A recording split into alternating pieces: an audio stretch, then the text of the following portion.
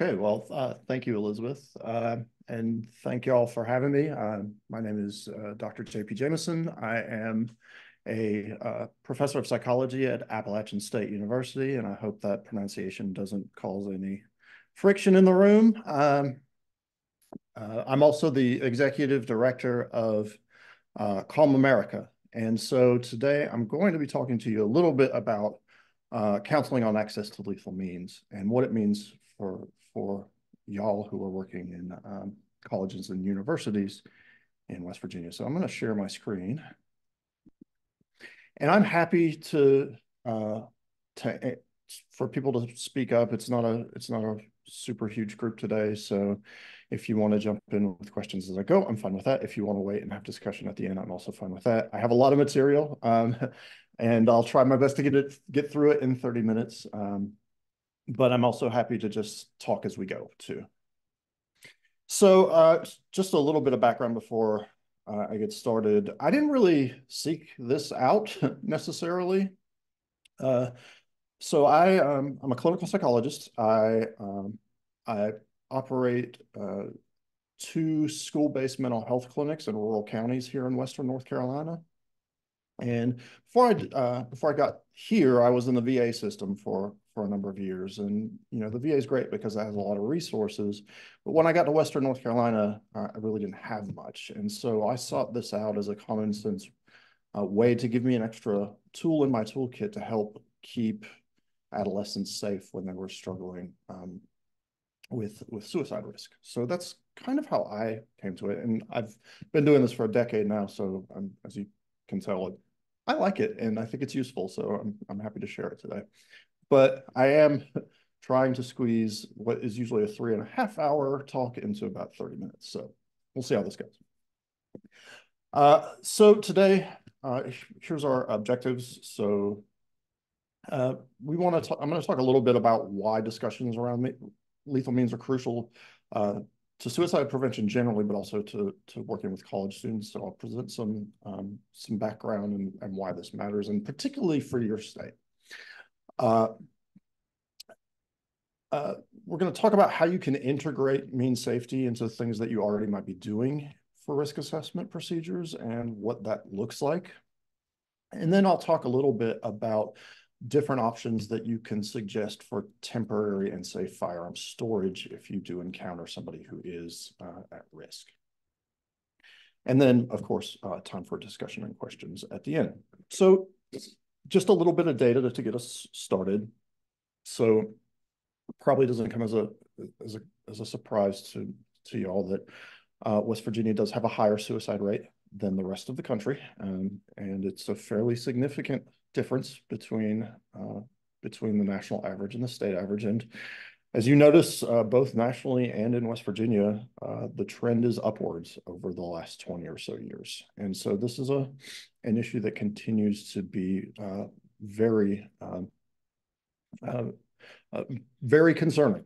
So the 2022 data just came out, and unfortunately, we are looking at about almost 50,000 suicides nationally per year. So we're almost at the 50,000 level. So not a good trend.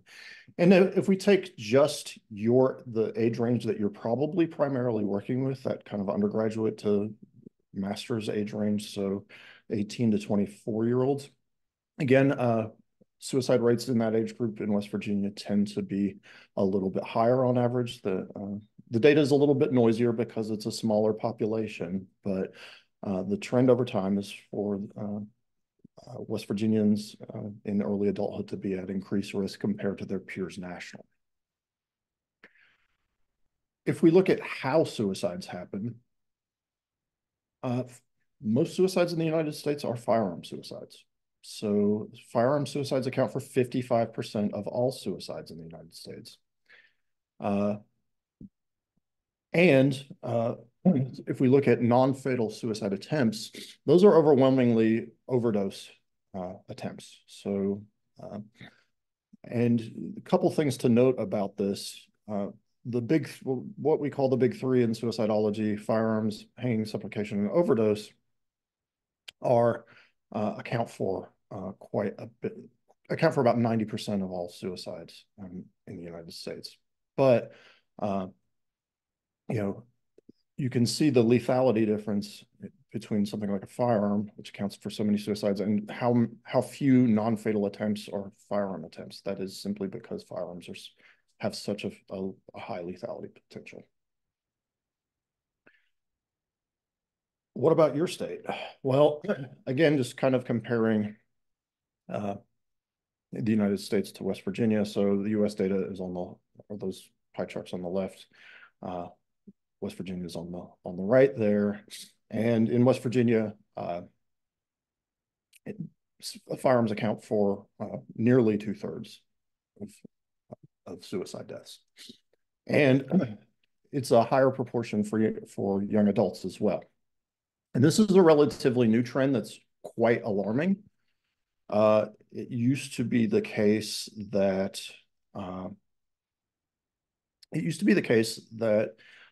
younger people tended to use different methods that tended to be less lethal. And as within the past 5 or so years, particularly, we've seen quite a startling increase in firearm suicides among young people. So again, another reason why this is particularly relevant to the folks that you're working with. And so what we focus on in CALM is why means matter. And I've been involved with the American Academy of Suicidology for a number of years. And throughout its history, we have tried our best to answer the question of why. Why do individuals attempt suicide? And despite the fact that AAS has been in operation for 55 years, unfortunately, we do not have a good answer to the question of why.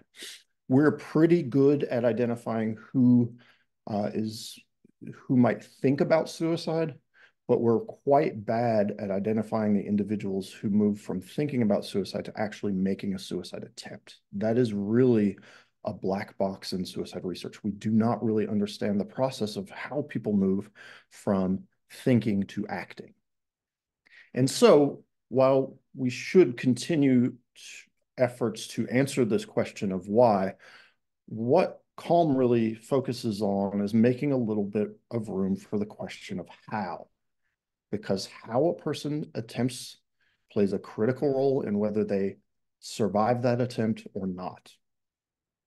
And so we still want to work with young people on what's driving their suicidal thinking, but we also want to take into consideration how they might make a suicide attempt should it get to that point. And there's a reason for this. So I usually go into quite a bit of detail about these points, but again, for the sake of a brief overview of mean safety interventions, I'm just going to cut to the chase a little bit. So we know from research that the acute phase of suicidal crisis is often brief. So people can go very quickly from thinking about suicide to making a suicide attempt. And if we can keep them safe during that acute crisis, oftentimes we can keep them safe in the long run. The second point is that some methods are far less lethal than others, and firearms rank among the most lethal methods of suicide. So if an individual makes a suicide attempt with a firearm, there's a 90 to 95% that individual will die as a result of that attempt. For things like overdose and other methods, that proportion is much, much, much lower. So again, that's an important reason to create time and distance between at-risk individuals and things like firearms. Also, and I hate to say this, but I still to this day hear people, including healthcare providers, saying, well, you're just delaying the inevitable, that if somebody's really quote unquote committed to dying, they're going to find a way. And that doesn't actually bear out in what we know from research. Over 90% of people who make a suicide attempt and survive do not go on to die by suicide. So a life saved in the short term is often a life saved, period. And finally, uh, I've worked with, between me personally working with individuals and supervising doctoral students who work with individuals, we've now worked with hundreds of individuals with high suicide risk. And I can't put my finger on one single case where there wasn't some level of ambivalence about death. And usually the way this comes out is some version of, it's not that I want to be dead, I just can't tolerate life as I'm living it now. And so clinically, that can give us a foothold to do some work to try to create that life worth living. But in order to do that, we've got to keep the person safe. And so with a firearm, best I can tell, there are two methods of suicide that are completely irreversible. One is jumping from a high place because gravity will work 100% of the time, and the other one is a firearm because once you pull the trigger on a firearm, there is no going back from that. With something like medication, even with other methods like suffocation, there's a period of time where people can change their mind and interrupt an attempt, and they often do. But that's not the case with a firearm. And so in each of these cases, putting time and distance between someone who is experiencing suicidal risk and the highly lethal means, particularly firearms, can save a life. And so this is really the rationale for everything we do with Calm. And this issue has never been more salient than it is now. So talked a little bit about suicide. What about firearms in the United States? Well, I just got my hands on the data that was released for 2022. And once again, we have an unfortunate record that was set. The firearm suicide rate in the United States is 8.1 per 100,000. That's the highest it's ever been since the CDC started keeping these detailed records going all the way back to 1968. So this beat out the record that was set in 2021. So the firearm suicide rate keeps going up as well. 55, I mentioned that 55% of all suicides in the US were firearm suicides. That's the highest proportion it's been since the late 90s. So again, these trends are not heading in the right direction. And unless we do something about this, chances are they will get worse. Because during the pandemic, people went out and bought a lot of firearms. So the highest years for gun sales on record in the United States were 2020, 2021, 2022. And it wasn't that people who already had firearms were going out and purchasing them. They were to some extent. A lot of these purchases were first-time purchasers. So really a remarkable finding from a fairly recent study is that 1 in 20 adults purchased their first firearm between March 2020 and March 2022. So that I've seen estimates that there are now between 11 million and 17 million more people with access to a firearm that didn't have access prior to the pandemic. We know that handgun ownership in particular, which is most of what was sold during that time, is associated with an increased risk of suicide, but also an enduring increase in risk. And what I mean by that is people, it does happen, but in general, people do not go out and purchase a firearm for the purpose of making a suicide attempt. They use what we call household guns, guns that are already in the home that either belong to them or belong to someone else in the household. And so if you look at guns that were used in a suicide, most of them the vast majority had been in the house for over a year at the time of the suicide, with many of them being in the house for a decade or more. And so it's not that this purchase of firearms is going to result in kind of a blip and a short-term increase. If we don't do something, just playing probabilities, we're going to see an increase that lasts for years. And so this is why it's very important to talk about this now. Also matters particularly for y'all in West Virginia. So I'm sure most, if not all of y'all, are familiar with SB 10 that passed last year, which means that as of July 1st, concealed carry will be allowed on higher ed campuses with a valid concealed carry license. It appears, and let me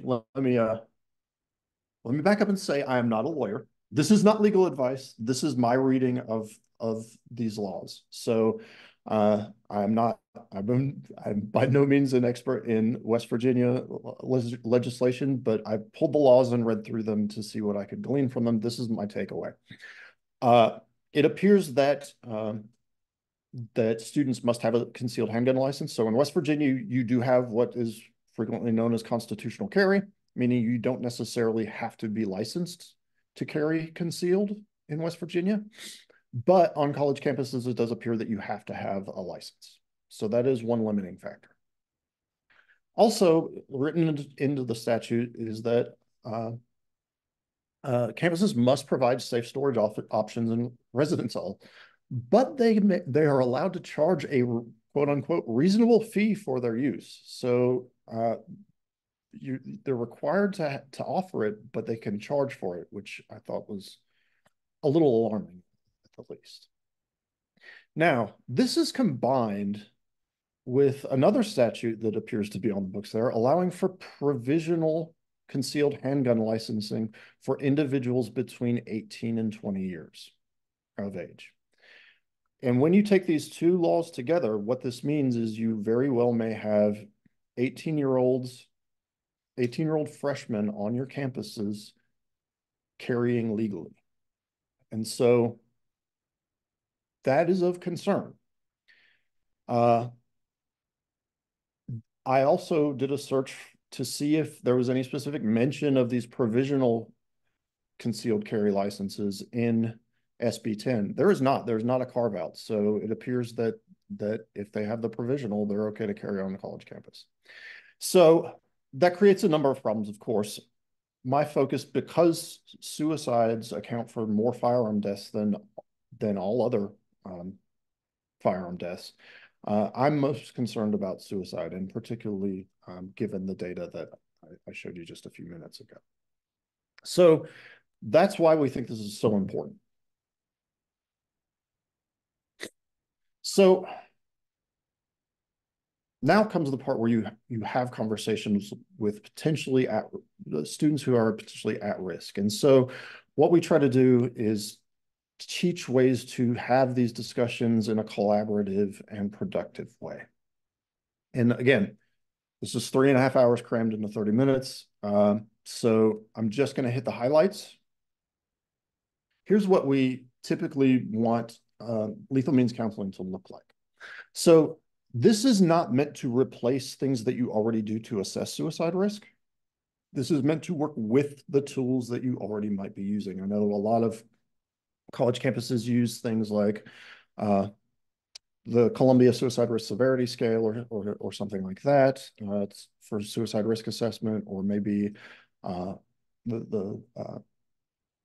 some of, even if it's just the PHQ and you're getting risk and you're asking follow-ups about suicide, that's all meant to stay in place. Additionally, the conversation we suggest having is explaining that having quick, unfettered access to things like firearms can be particularly dangerous. And that's because suicidal feelings can come and go very quickly. And reducing the immediate access to lethal means, particularly firearms, can help a person to stay safe in a time of crisis. From there, we collaborate on a plan to reduce access to firearms.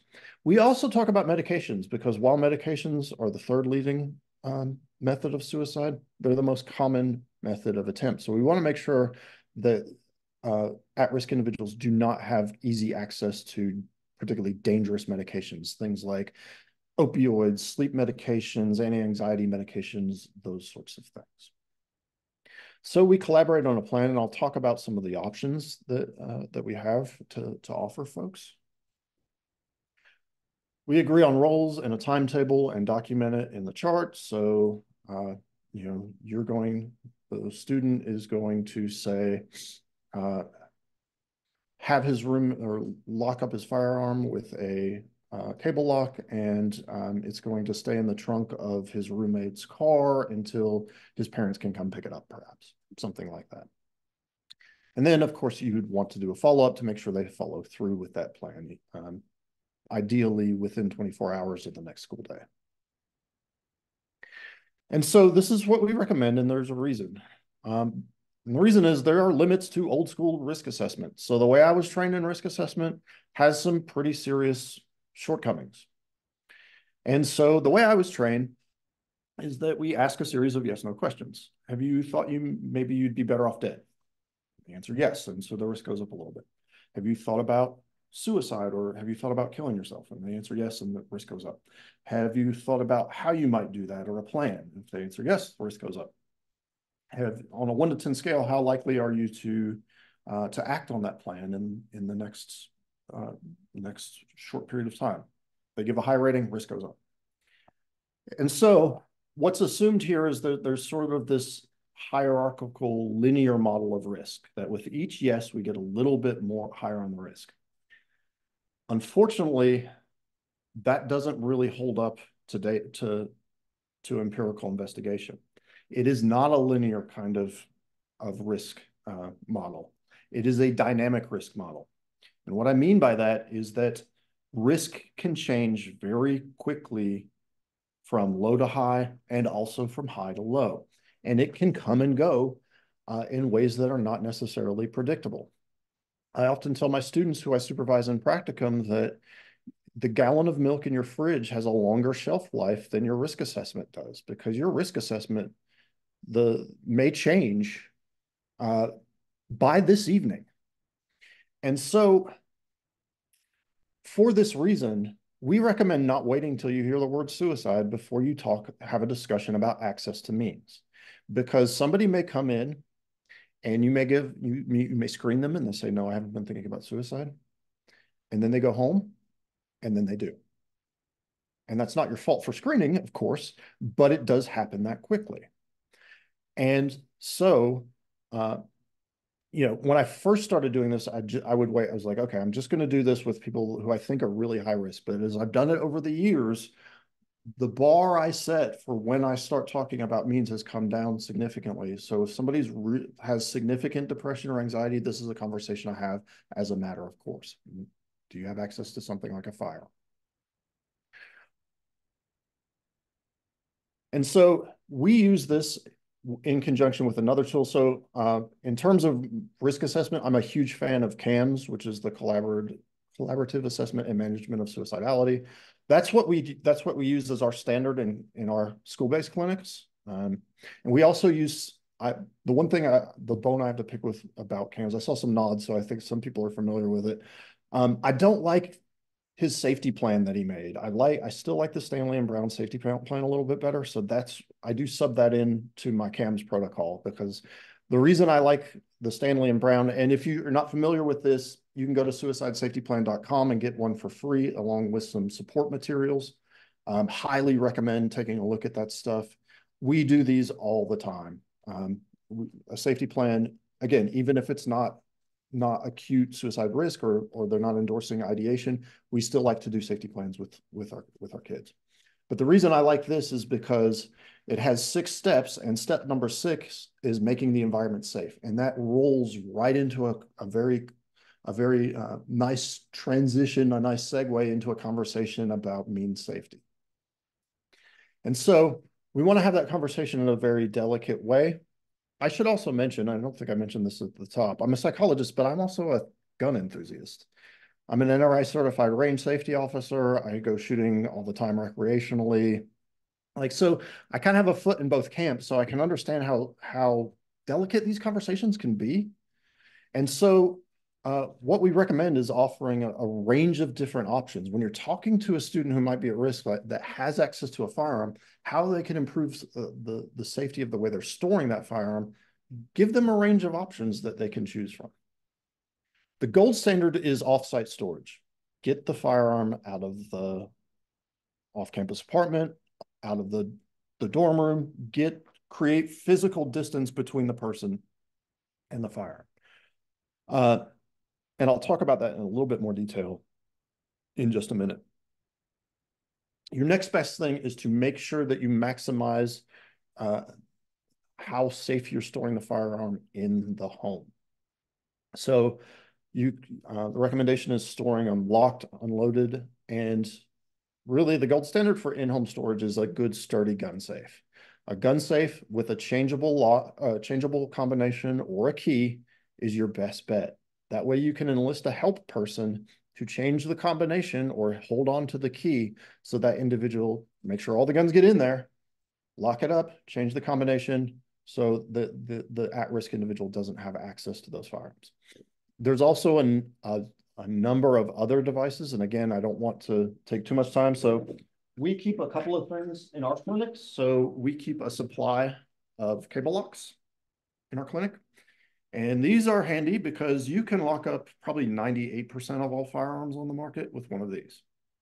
So pretty much all handguns and pistols, and really almost all long guns as well can be secured with one of these, and they're relatively inexpensive. We also, this is actually one of my personal lock boxes, but we also keep a stash of these in clinic that we give out.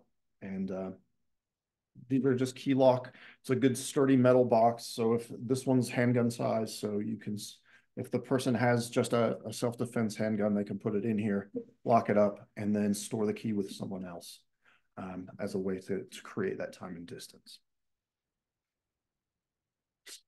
There are other options. It's probably a little bit beyond what I'm going to talk about today, but you can actually, modern firearms are incredibly modular, and they're really easy to disassemble and take a component out. And so I could take that lockbox I just showed you, and I could disassemble 12 pistols, store one essential component from each of those pistols, and disable 12 pistols with one small lockbox. So you can get creative with this, and in the full training, we do encourage people to be creative about the kinds of storage they offer. Offsite storage, your best bet is with a relative or friend. Enlisting a help person in this process is critical.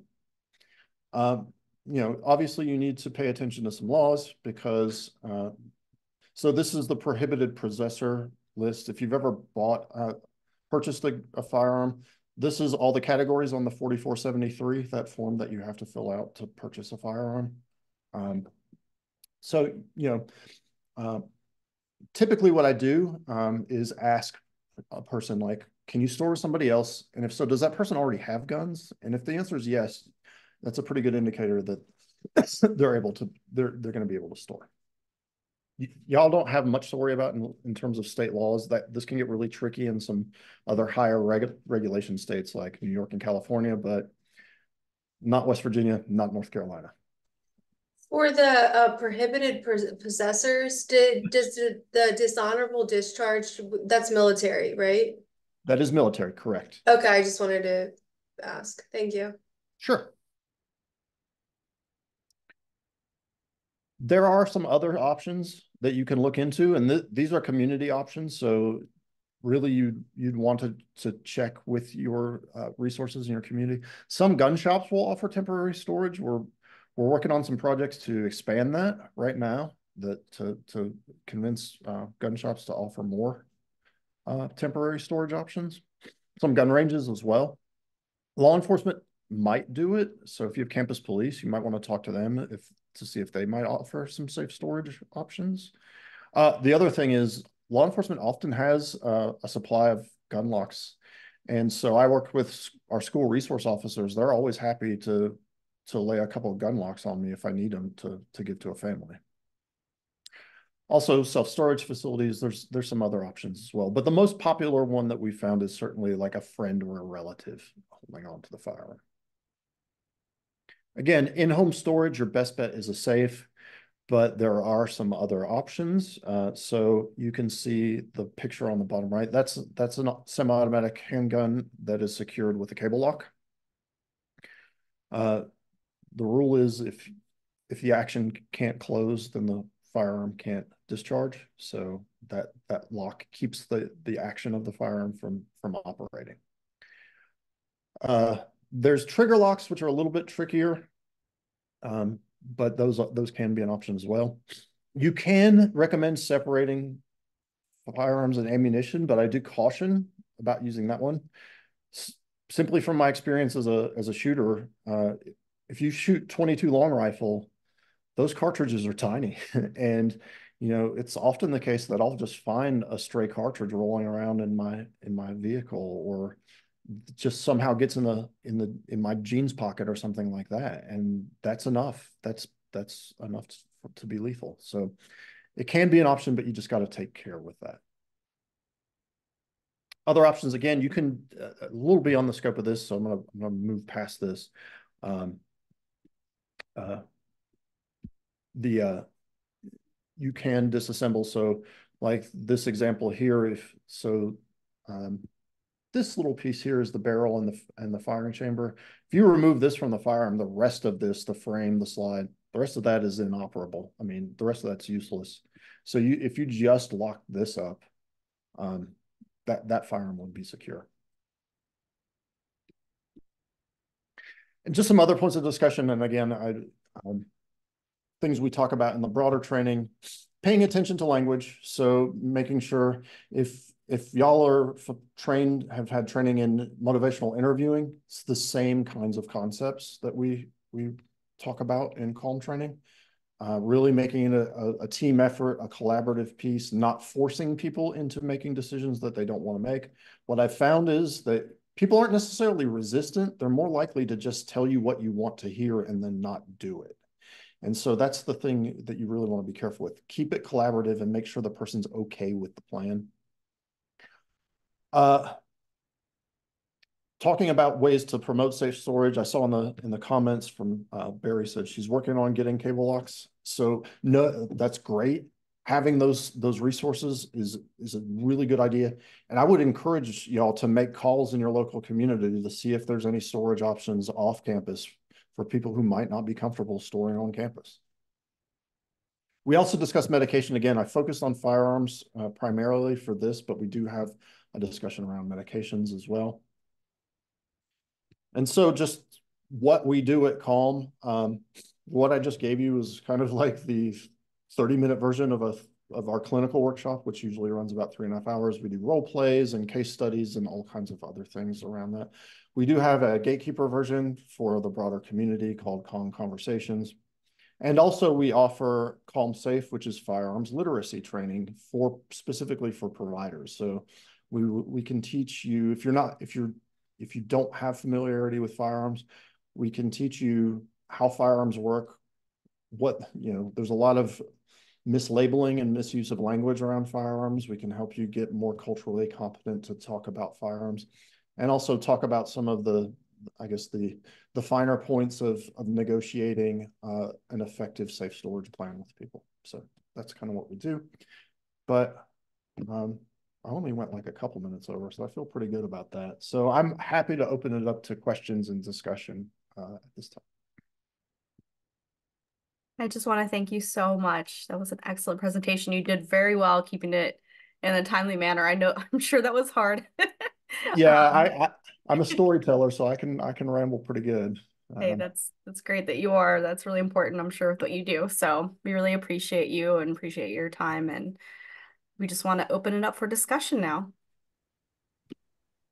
I did just want to give you some info. So the reason that we are charging for the safes is because it was a completely unfunded mandate. And so it specifically allots for in the statute that we can pass on a reasonable fee because the state doesn't want to lose money. Yeah, that makes sense. I feel bad that the institutions are put in that position. That seemed, I don't know. I won't editorialize too much, but thank you for that clarification. And I wanted to clarify in regards to the cable lock. So I'm the director of Prevent Suicide West Virginia, but also oversee the Garrett Lee Smith Memorial Grant. And so we do have some funding available to secure cable locks for the colleges and universities around the state. Additionally, we're looking into lockbox options. And then finally, in regards to CALM, I am going to participate in the T for T that's upcoming, so that if you guys would like to have some trainings on your campuses or universities for a broader, because it can't really be just dependent upon the counselor all the time. I mean, we all could have some safe, honest, and meaningful conversations about mean safety. I love what you said, Dr. Jamison, about having the conversation before the crisis occurs. Another hat I wear is fatality review teams for West Virginia. And oftentimes, specifically with our youth, I look back and I think, where were there opportunities to intervene?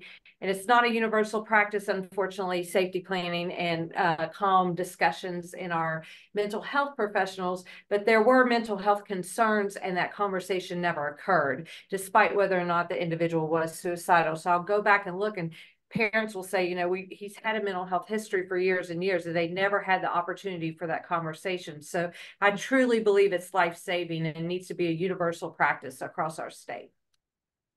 Absolutely. I would agree 100% with that. And yeah, I've been in school mental health for about 11 years now, and we've worked with hundreds of kids now, and we lost one kid to suicide.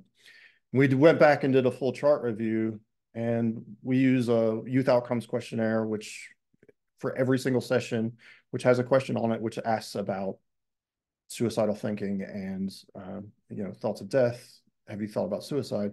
And we went back, and this kid had never endorsed that question at all. And we gave him that thing probably 10, 11 times, in addition to doing a full intake. Still didn't catch it. That was certainly enough for me to learn that don't wait until the word suicide is mentioned. It's not a particularly time-consuming, expensive, or cumbersome intervention to do, and you'd rather do it than not. If you have any doubts, that probably means go ahead and have that conversation.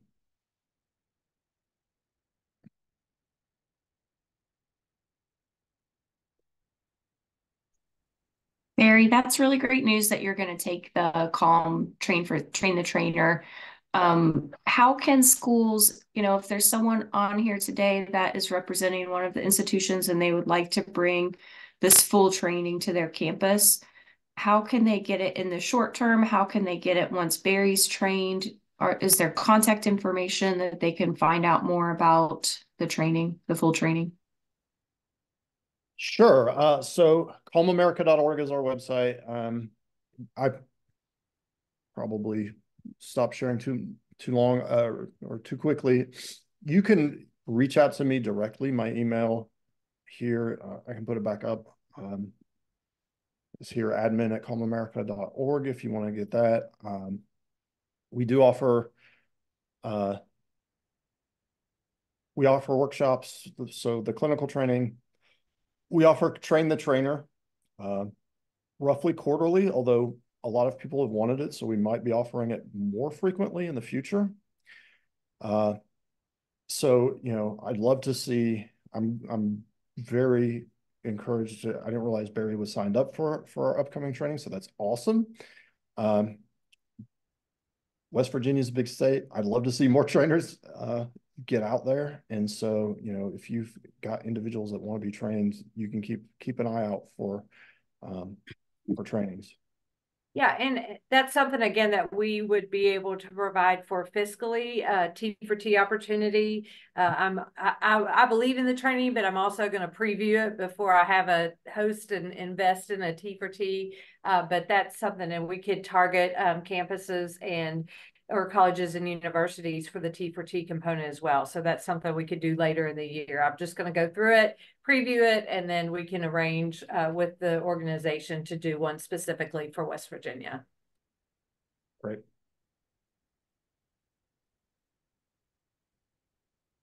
Margaret, I saw that you were unmuted. Did you have any comments or questions? I do have a question. I'd be very interested in hearing your thoughts and ideas about medication storage. That has been a frequent issue on this campus when we have people who are at risk or who have taken a non-lethal amount of over-the-counter or prescription meds. real interested in hearing alternatives to managing that.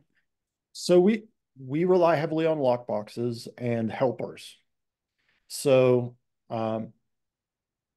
so what we actually use in our clinic is, so you remember the cash boxes that you might see at a high school basketball game? Mm-hmm. Those are actually really good lock boxes, and they're actually a lot better than some of the ones that are as medication storage devices. So I'm not going to name any company names like MedSafe or anything, but some of those products are quite bad. So we've done some testing on how long would it take me to get into some of these products, and some of the unnamed MedSafe products, I was able to get into those with a pair of office scissors in under 20 seconds, and so that's not much. That's not much security. Those metal cash boxes you can get on Amazon for like $10 to $12. They have metal clasps. They're not foolproof, but they're a heck of a lot harder to open than some of the other stuff. So we give those out. We, if in doubt, and y'all are working with college kids who hopefully aren't on a ton of medication, if they're on medication, there's a reasonable amount that could be fit in there. We might go weekly and give the person access to their weekly supply, and then have a helper person keep the key, and then come by, re-up their supply of medication, and do it that way. We can have conversations, and this is a clinical audience, right? So the two OTCs to look out for, one is acetaminophen. Acetaminophen is responsible for more overdoses than all other OTCs combined. So that is, and it's also in everything. And it does not take, it takes a good bit, but not a huge amount to either do serious damage or to cause death. The other one, the one that's actually most common in college students specifically, is Benadryl, or I can never remember what the actual chemical name of Benadryl is, but it's Benadryl because Benadryl is also marketed as a sleep aid. And so those two are the two OTCs we tend to target. And then any kind of psychiatric medication, a lot of the SSRIs do not have a high lethality potential, but separating out your lithiums and your Seroquels, and thank you, Jamie. Separating those out and having that discussion is often a little bit too much for people to handle. So we say like psychiatric medications or diet, insulin, things like that, the prescription stuff. Let's keep that stuff locked up and make sure that you have what you need access to keep yourself well, but not enough to do yourself harm.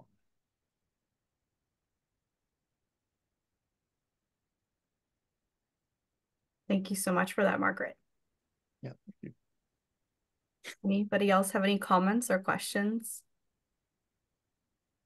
I was just gonna add, yeah, it's really difficult when the medication's prescribed and trying to figure out, especially when you're on a college campus and they're living on campus and they don't really have supports because it's removed. Like it sometimes calls to be as creative as possible because you're just trying to save a life and protect them, but it can be really, really tricky. So if there's any maybe documents or guidance of maybe something that you formally have kind of put in place, that would be helpful to hear. Yeah, so let me see what I have. Actually, I might have something that would be very helpful. So actually, my colleague who is at the JED Foundation recently put together some guidance, and he gave me what he came up with. And let me see if I can find that real quick. I can drop it in the chat for you.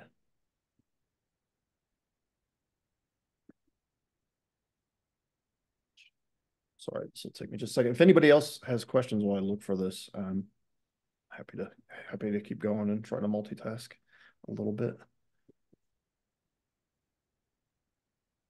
I don't have a question, but kind of a comment. I will say that I'm a part of an attorney task force of different litigators or attorneys at campuses across West Virginia. And almost all of the institutions have decided to have, because we can have either a large storage space or individual safes for rooms. And I think almost all schools, except maybe one, has decided to do the large storage component outside of the room to give individuals that extra step that they have to take in order to obtain their weapon. And so that is a thought that we put into that. That's great. Yeah,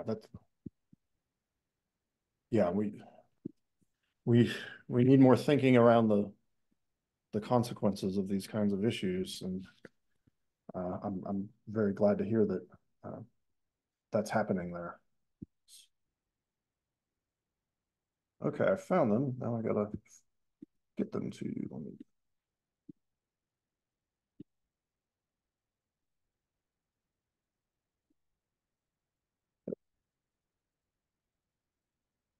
Right.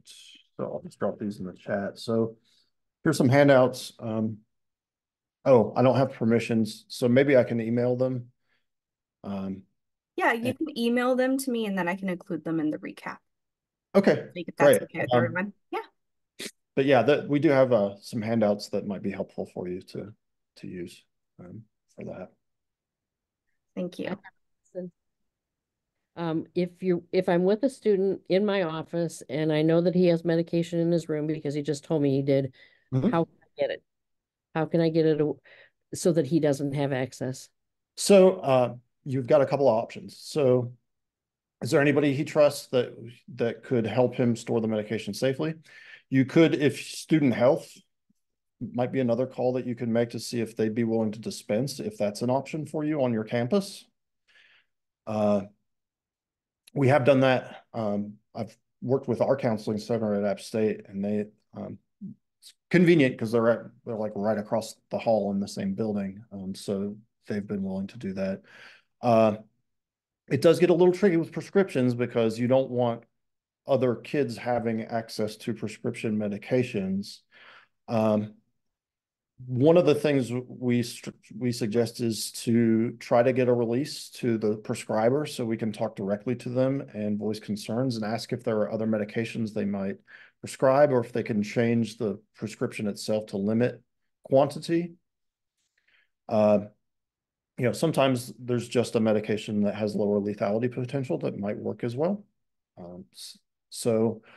But short of that, really enlisting a helper and potentially a parent or guardian, if you can get the ROI, to help with the management of those medications. And again, not eliminating access, but reducing access to harmful quantities is important. But what about when I'm in the middle of a crisis? Right. So you've got to start that conversation then, and probably start making those phone calls as part of that crisis intervention. Okay. So, what can often be helpful is having a temporary solution until a more long-term solution can be found. So can I have your roommate, if I give you this lockbox, can we get your roommate on the phone so we can talk to her, and I'm going to send you home with this lockbox to give to your roommate, and she can help keep those things secure until you're feeling a little bit better, and we can get in touch with parents or guardians or student health or whoever we need to do it. But yeah, largely we do rely on a helper person, at least in the short term, to make that happen. Okay, thank you. Sure. One of the things that I've also noticed that's challenging is when you're working with someone that has suicidality, but they also have like addiction struggles where they don't want to give you the substance that could become, especially with overdose and, so I think that is really, really challenging because you're also, when there's addiction and like just suicidal thinking, that's really, really hard to manage while they're on campus, and adding guns to campus just is anxiety provoking for all of us. So Yes. Just wanted to add that when we have the layer of addiction, that's really difficult to try to strategize with someone too. That's absolutely true.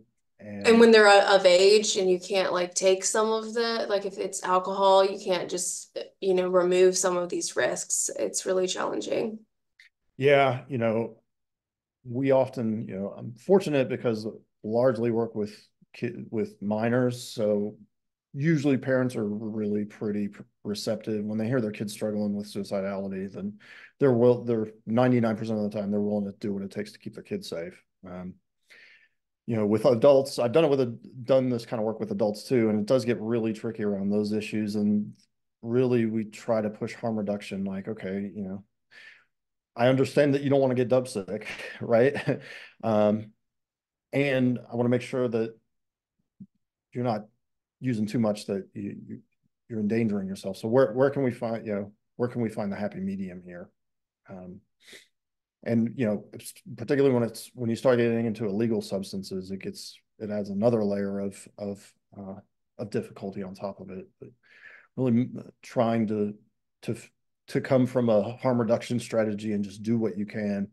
The other thing that I should mention, just so people don't feel like they should be putting pressure on themselves to come up with a perfect plan every time, is you're trying to maximize the amount of time and distance. You rarely get a perfect plan that you rarely get the ideal, the thing that you 100% want. Most of the time, I don't get out of home storage for firearms, for example. Most of the time, it's something in home.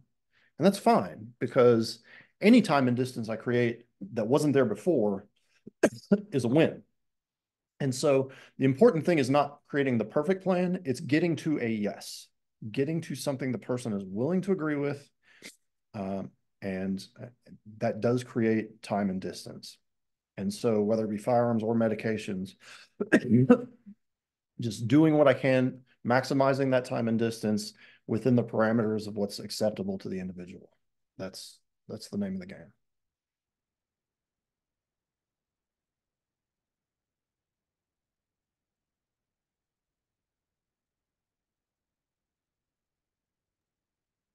Thank you. Any other questions or comments? We have about 6 minutes left, but if you don't, we can certainly say our goodbyes. No rush at all either.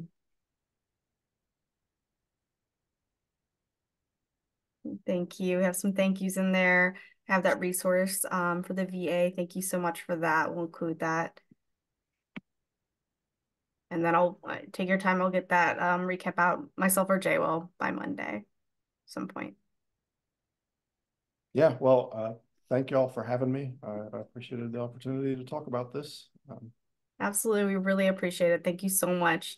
And the only announcement I have is that the next time we'll meet will be on May 7th, and it will discuss health of students transitioning from high school to college. So it might have this grain in there a little bit too. So that'll be an interesting discussion. And I hope you guys have a rest of your April. That's great. Thank you so much. Bye-bye. Thank you.